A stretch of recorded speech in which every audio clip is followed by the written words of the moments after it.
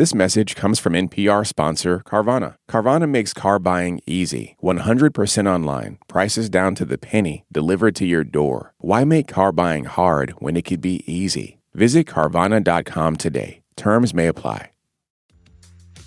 Hey everyone, you're listening to Code Switch, the show about race and identity from NPR. I'm B.A. Parker. And I'm Christina Cala.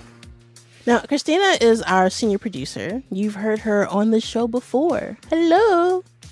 Hi, Parker. Okay, I have a weird question for you. Are you ready? Ready. Give it to me. What's your favorite kind of potato? Oh, I mean, French fry, mashed, scalloped. I think my life would be pretty empty without potatoes. I also love potatoes. I'm in Colombia right now, and we have these little yellow ones called papas criollas. They're one of the few kinds that go in my favorite soup. It's called ajiaco. I mean, that sounds really good, so I'm expecting this at some point. Absolutely. I was gonna try to convert you, but I see that you're already Team Papa. Team Papa? Yeah. And we're not alone. My mom is Team Papa also, and she's actually the reason we're doing this episode. My name is Yvonne de la Rosa. And who are you? I am Christina Cala, mom. So my mom's been staying with me on and off lately, and while she's been staying with me, I've been playing a lot of Bad Bunny for her. Of course. Who she likes to call Bugs Bunny. Bugs Bunny seems like he has a hot potato in his mouth. Her response is always, without fail, exactly the same. Como que tiene una papa caliente en la boca, o una papa caliente en la boca, sí. Por eso no se le entiende nada de lo que dice, de lo que canto. What does it mean to have a papa en la boca? Can you do it for me? Ay, no, sí, no lo puedo decir, pero es algo así parecido. Como que nadie le entiende porque Mamas will be mamming. Yeah. And basically she's saying he speaks or sings like he has a potato in his mouth. So, like, he's not enunciating? Like, he's a mumbler? You can't, understand him. Exactly. And here's the thing. My mom's not the only one that says this. The potato might be one of the most beloved foods on earth. And yet, almost nowhere does anybody respect it. Potatoes are now a completely global food. I mean, people all around the world eat them. Almost nowhere in the world are they associated with a powerful intellect or with, a great, sexual allure or anything like that. I don't know. French fries are pretty sexy. They're always kind of denigrated, but they're denigrated usually in terms of being sort of ordinary, of being just like blah. So that's Rebecca Earle. She's the author of a book called Feeding the People, The Politics of the Potato. And she's been researching potatoes for about a decade. I mean, it was to the amusement of absolutely everybody who knew me. So this is Rebecca. She's writing about potatoes. How you like them potatoes? So sorry. A lot, actually. But sometimes they get a bad rap. People have been associated with their foods since forever. I mean, there's both like the in-group definition of people saying we eat these kinds of foods. That's like what we eat. That's like who we are. And there are also people on the outside saying those people, we identify them with this food stuff. I mean, and often those are insulting. There's a Jewish expression. If you want to say to somebody, get off your backside and, do something, you can say, don't just lie around like a latke. In Germany, Parker, it's actually considered a slur to call someone a potato. Huh? How do you say potatoes in German? Karl? Toffel. This is from some crowd work by Palestinian-American comedian Sammy Obeid in Germany. You call white people what? Kartoffeln? Potatoes? Oh, it's like the N-word for Germans. So he's saying that some Germans call white Germans potatoes. It's the rare example of the potato used as an insult for the majority, those with more power. Usually it's the other way around. Oh, interesting. Yeah. And, an Irish bookkeeper was actually awarded some £23,000 because her British boss in Leeds kept yelling potato at her and mocking her accent, amongst other things. What? That's horrible. Yeah, and if you go back to the potato's roots in the Andes, Peru, Bolivia, there's a lot to dig into also. There's a long history of racializing potatoes in a particular historical context, which makes them a reference point for talking about indigenous people and not in a complimentary way. So I wanted to know why so many cultures, while celebrating the humble potato, also use spuds to put people down. Why the same food gets claimed as national heritage and used to demean the people it came from. Starting with the phrase, papa en la boca. Grab some tater tots. We're getting into it. This message comes from BetterHelp. People talk about mental health more openly now, but asking for help can still feel hard. BetterHelp's 2026 State of Stigma report surveyed 2,000 Americans and found that 85% believe getting support is wise, yet 74% say society discourages people from doing so. Don't let stigma stand in the way of support. Start therapy with BetterHelp. Visit betterhelp.com/NPR.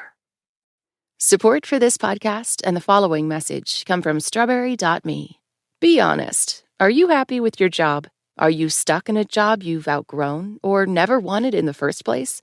Are your reasons for staying really just excuses for not leaving? Let a career coach from strawberry.me help you get unstuck. Discover the benefits of having a dedicated career coach in your corner and get 50% off your first coaching session at strawberry.me/NPR. This message comes from Wise, the smart way to manage your money around the world. With Wise, you can send, spend, and receive money in over 40 currencies at the mid-market rate. Learn more at wise.com. T's and C's apply. This message comes from Whole Foods Market with their Summer Fruit Fest, highlighting seasonal organic produce, complementary pairings like prosciutto and cheeses, and proteins raised without antibiotics. Savor the season. Shop Summer Fruit Fest at Whole Foods Market.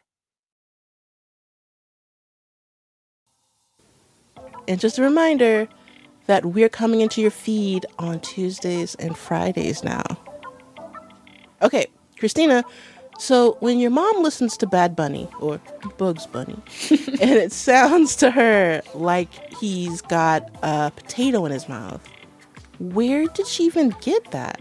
From her mom, of course.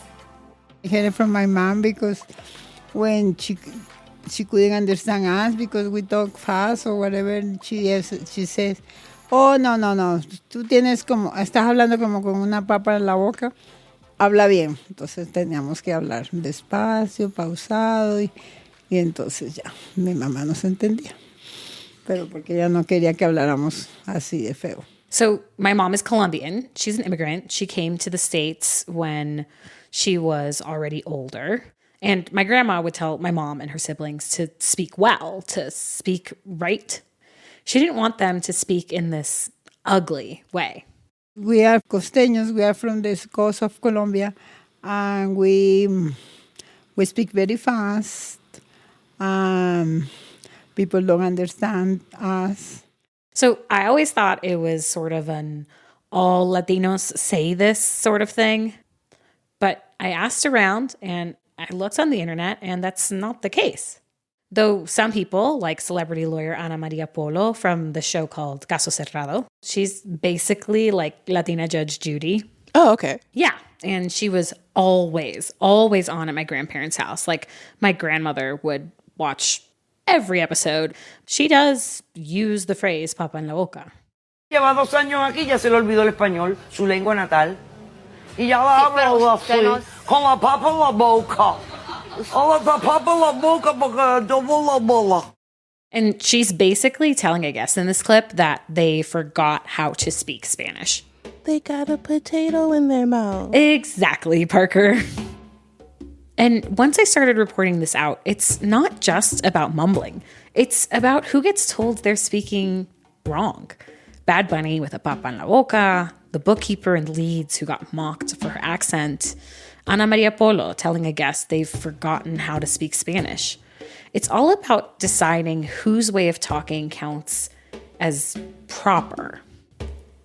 And I wanted to dig into this potato verbiage, pun intended. So I asked a Colombian linguist about where this comes from. I remember my mother using it. If I didn't say something clear enough for her to understand. I remember my teachers also in elementary school saying, habla con una papa en la boca, and even inserting caliente, meaning that you had a hot potato in your mouth.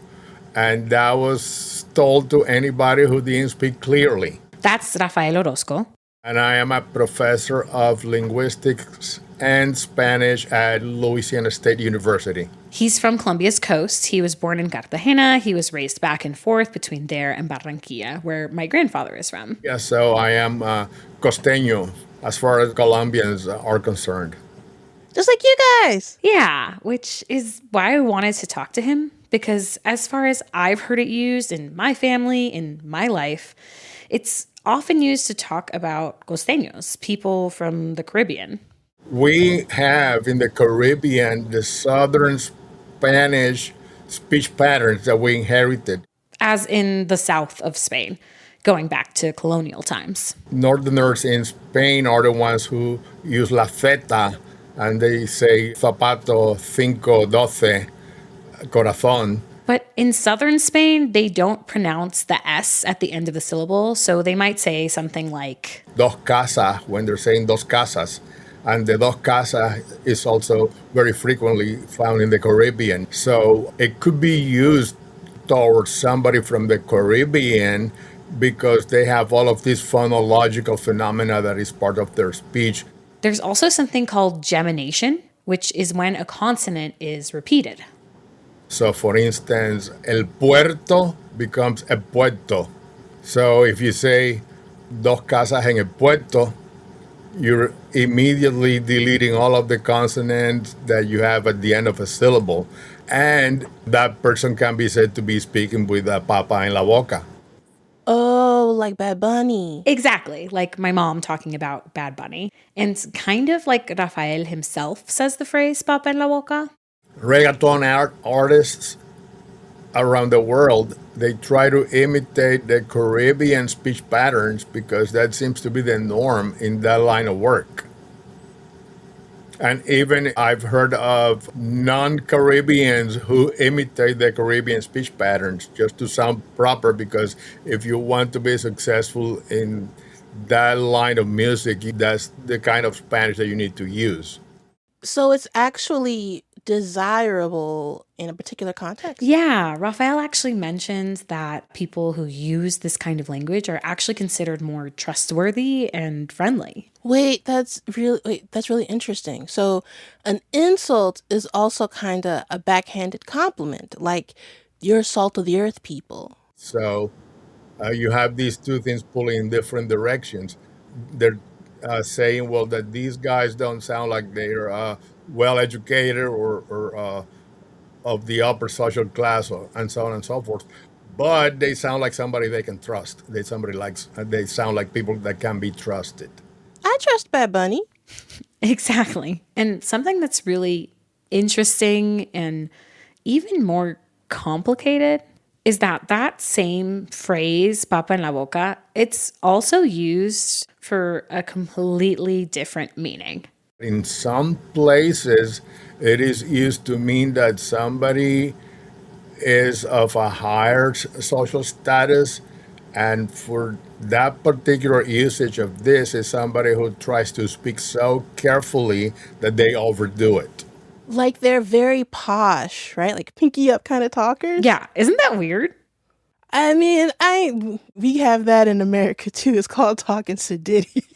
I guess the thing that surprised me the most is that it's both fancy, but also this person isn't fancy enough. No one's happy. Yeah, no one's happy. And I always thought that given the Caribbean coast's long history of sugarcane and cotton plantations, of enslavement, that maybe saying someone speaks with a papa en la boca was a kind of backhanded way of expressing a certain level of anti-Blackness. So, Parker, I heard this phrase from my mom, and one of the things I think about, I love my grandma. She's no longer with us, but one of the things I know that she told her 3 daughters, my mom and her sisters, is like, oh, you should marry white to like better the race, like mejora la raza, mejora la familia, mejora la sangre. There's this sort of anti-Blackness that I think is really pervasive and persistent. I mean, that's definitely something similar within Black communities where there's, the Blue Vein Society or the paper bag test, or like how we address anti-Blackness within like intracommunal conversations in America as well. Yeah, absolutely. So Rafael tied all of this papa en la boca linguistic history to a region, to the Caribbean, the coast. But potatoes are from the interior, originally grown by indigenous people in the Andes. And to get into that history, I went back to Rebecca Earle, our potato expert. So back to the roots, literally. There's a long history of racializing potatoes. As soon as Europeans got there, they said, oh, there's this thing they eat here. It's like a root. It grows underground. It's their bread. It's the bread of the Indians. So it was very strongly associated to indigenous people. And so all of the ambivalent feelings or even, out and out hostility towards indigenous people kind of got attached to potatoes. And that association continued throughout the project of independence and nation building in many South and Central American countries. Though over the course of the 19th and 20th centuries, there was a lot of flip-flopping about whether or not indigeneity was beneficial to a nation, or if there was more of a desire to have a proximity to Europeanness. Like, pick a lane, folks. Rebecca mentioned this essay called Inca sí, Indios no. Yes to the Incas, no to the Indians. It was written in 1986 and basically explores a period of nation building in the 1830s in Peru that celebrated the historical, glorified version of an Incan past while denigrating the real living indigenous peoples of that time. This sounds like your Mexican food story, like exploring why the U.S. loves the food but doesn't love the people. Just like look at our current immigration policy. Absolutely. And I've heard this same sentiment from indigenous people I've interviewed as well for other stories. And I saw it in one of Colombia's biggest museums, the Museo de Oro, the Gold Museum. I remember reading this exhibit copy about how many tribes exist in Colombia, how many languages they speak. And standing next to me, this family was like, I had no idea Native people still existed. I mean, sadly, a common misconception we've talked about on the show so many times. Yeah, which brings me back to the potato. Dun dun dun. Potato can both be like a fabulous heritage food, or it can kind of be associated with indigenousness, and therefore not such a great thing. With all of these foods, but with potatoes specifically, they've kind of always been the people's food. A proletariat food, I'm into it. Even before the Europeans invaded, it was this ordinary food. The high prestige food in the Inca Empire was maize. That's because of many things. They're incredibly versatile. They're varieties that will grow almost anywhere. I mean, the Nazis tried to Nazify the potato. Wait, how do you Nazify a potato? When the Nazis came to power, they said, no, you can only grow potatoes that are on this official approved list of German potato varieties. And the other ones were like, no, they're not German. Wait, that is wild. I mean, none of them are German, right? So, if they're all originally from the Andes. Yeah, none of them are originally German, but even so, they are this food of ordinary people, right? Grown in backyards.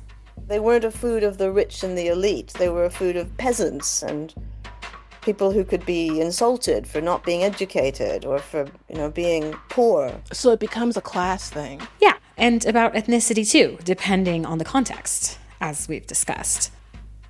And it's kind of funny. I'm in Bogota right now with my mom, with my family.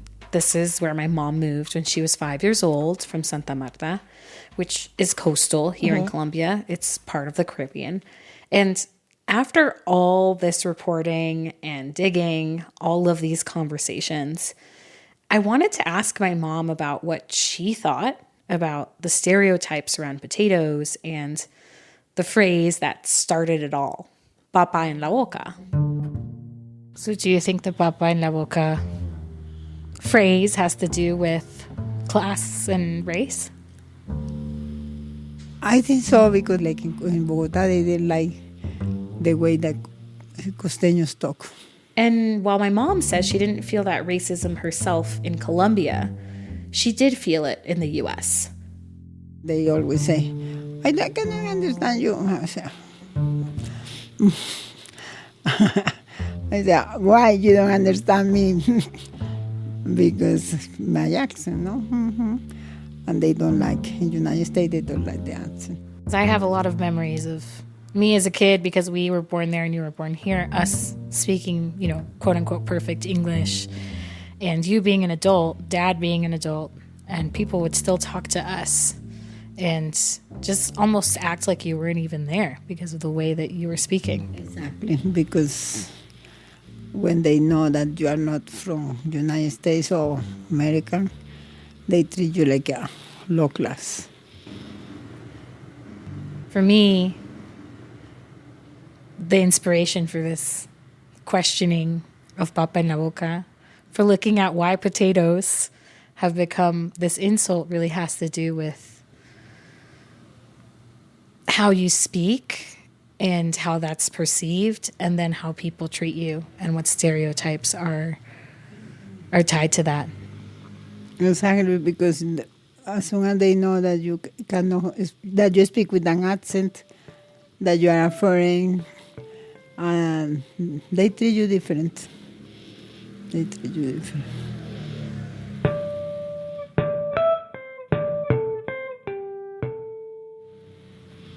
So, having had this conversation, what do you think about Bad Bunny and his papa en la boca?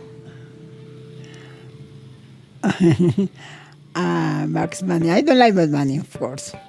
I have to say it, because he speaks with a papa en la boca. He sings with a papa en la boca. But I am so proud of him, because he did what he wants to do, even though he has a papa en la boca. So we can celebrate Bad Bunny? No. Celebremos las papas. Pero no Max Bunny. Porque las papas son deliciosas. I'm for it. Let's celebrate the potato. Yeah, okay. Let's go to the kitchen and cook some potatoes. Thanks, Mom. I love you. I love you, hija. And that's our show.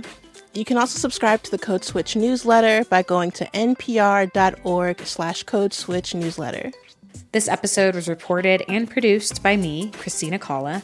It was edited by Courtney Stein. And a big shout out to the rest of the Code Switch massive: Xavier Lopez, Jess Kung, Leah Danella, Jean Demby, Dahlia Mortada, Barton Girdwood, Yolanda Sanguini, and Maya Dangerfield. I'm B.A. Parker. And I'm Christina Cala. Hydrate. Hasta pronto. This message comes from HomeServe. A burst pipe, a dead water heater, the AC calling it quits. Who do you call? HomeServe is an easy way to handle unexpected home repairs with plans covering stuff basic homeowners insurance usually won't. Instead of scrambling for a contractor, you make one call to get the repair process started. Join the millions of customers who trust HomeServe right now. Go to homeserve.com/podcast for 50% less your first year. Savings compared to renewal price, void in Florida. This message comes from Lisa. Lisa mattresses are meticulously designed and assembled in the USA for exceptional quality, and they back it all up with free shipping, easy returns, and a 120-night sleep trial. Beautifully crafted mattresses tailored to how you sleep. Feel the difference from night one. Visit lisa.com for 30% off today. Plus, get an extra $50 off with promo code NPR. That's LEESA.com, promo code NPR.